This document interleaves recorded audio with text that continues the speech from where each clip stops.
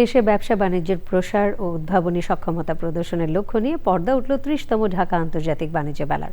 পূর্বাঞ্চলে Bangladesh China friendship exhibition সেন্টারে মেলার উদ্বোধন করে বাণিজ্য উপদেষ্টা শেখ বশিরউদ্দিন বলেন, এই মেলা নিছক পণ্যের প্রদর্শনী নয়, এটি বাংলাদেশের নতুন নতুন উদ্যোগ, উদ্ভাবন ও বাণিজ্যিক উন্নয়নের প্রদর্শনী।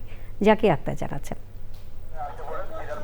সাবেক প্রধানমন্ত্রী বেগম খালেদা জিয়ার মৃত্যুতে রাষ্ট্রীয় শোকের কারণে পূর্ব নির্ধারিত ১ জানুয়ারির পরিবর্তে ৩ জানুয়ারি আনুষ্ঠানিকভাবে শুরু হয়েছে ৩০তম ঢাকা আন্তর্জাতিক বাণিজ্য মেলা। পূর্বাঞ্চলে বাংলাদেশ চায়না ফ্রেন্ডশিপ এক্সিবিশন সেন্টারে মেলায় এবছর বাংলাদেশ ছাড়াও ভারত, তুরস্ক, সিঙ্গাপুর, ইন্দোনেশিয়া, হংকং, মালয়েশিয়া সহ দেশ বিদেশের উদ্যোক্তাদের অংশগ্রহণে ৩২৪টি স্টলে বিভিন্ন ধরনের পণ্য প্রদর্শন ও বিক্রি করা হচ্ছে। মাসব্যাপী বাণিজ্য মেলা উদ্বোধন করেন অন্তর্বর্তী সরকারের বাণিজ্য উপদেষ্টা শেখ বশিরউদ্দিন।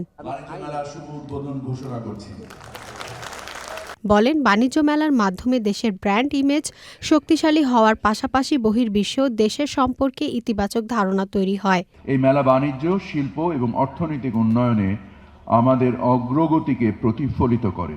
উদ্যোক্তাদের সক্রিয় অংশগ্রহণ বাণিজ্য মেলাকে সফল করে তুলবে এবং দেশের রপ্তানি প্রবৃদ্ধিতে গুরুত্বপূর্ণ অবদান রাখবে।